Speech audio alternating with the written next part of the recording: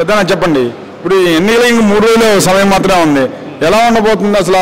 ప్రభుత్వం మళ్ళీ ఏర్పడుతుంది అనుకున్నారు మీరు? మాకు జగనే కావాలండి, జగన్ ప్రభుత్వం కావాలి మాకు. ఆయన వస్తేనే మాకు మేలు జరుగుతుంది.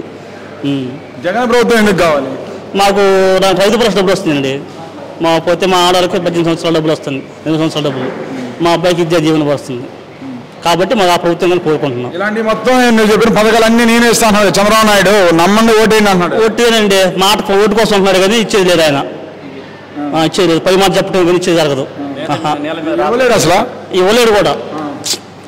ఓడిపోతానని ఆ ఫీలింగ్ తోటి ముందు అన్ని చదువుతున్నాడు. ఇచ్చినా ఇచ్చేది కొత్తగా పెట్టమని పెడతా ఆయన పెట్టలేడు, వెళ్ళాడు. అది మరి చూస్తే జగన్ పని అయిపోయింది అంటున్నాడు, తీరా చూస్తే జగన్ ఎలా పడితే అలా చదువుతున్నా సార్. ఇదే సార్, ఇంకా ఆయనకి ఇంకేం దోసగా ఏం అర్థం కాక ఇలా మాట్లాడుతున్నాడు అంతే. మైండ్ పోయి ఏం అర్థం కాక ఇలా మాట్లాడుతున్నాడు. కానీ ఇప్పుడు ఒక రాష్ట్ర ముఖ్యమంత్రి జగన్ అతను పట్టుకొని ఇలాంటి మాటలు మాట్లాడటం ఎంతవరకు కరెక్ట్? చాలా తప్పు సార్, అది అనకూడదు. అతను కూడా నాయకుడు ముఖ్యమంత్రి పనిచేసినట్టు అనకూడదు. మరి ఎందుకు అంటున్నాడు అర్థం కావట్లేదు. మరి ఫ్రస్ట్రేషన్ ఏమైనా ఆయనకి ఏమైనా మెంటల్ వచ్చిందో అర్థం కావట్లా. అలా మాట్లాడకూడదు, తప్పు అసలుకి. ఆయన నాయకుడే కదా, 14 సంవత్సరాలు చేసిన మనిషి ఇలా మాట్లాడొచ్చా?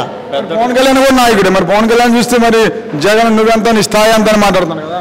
ఇంకా అసలు పిచ్చుకోక సాగుతా ఆయన పిచ్చిలో కనుకోవాల్సిందే. ఏం అర్థం కాక ఇటుపడదు కాక అన్ని మాట్లాడతాడు. అది నమ్మడం మాట సార్. ప్రభుత్వం ఉంటే చేసే మనిషినే కావాలి, జగనే చేసేది. వాళ్ళు చదువుతారు, చేయలేరు. ఈయన చెబితే చేస్తాడు అంతవరకు సార్.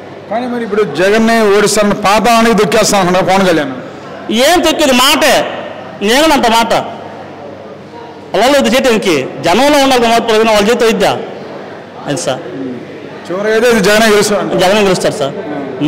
కానీ ఇప్పుడు జగన్కి వాళ్ళ చెల్లెలు షర్మిల ఉంది కదా, ఓట్లు అయితే అంటుంది సార్. మరి ఆమె ఎందుకు అంటుందో అర్థం కావట్లేదు సార్. మరి అది మరి ఆమె ఎందుకు అంటుందో మరి ఏందో మరి వాళ్ళ లోపు మనకు తెలుసు సార్. మన అనకూడదామని అవి ఎందుకు అంటుందో మరి ఏం చేసి అంటుందో మనకు అర్థం కాదు.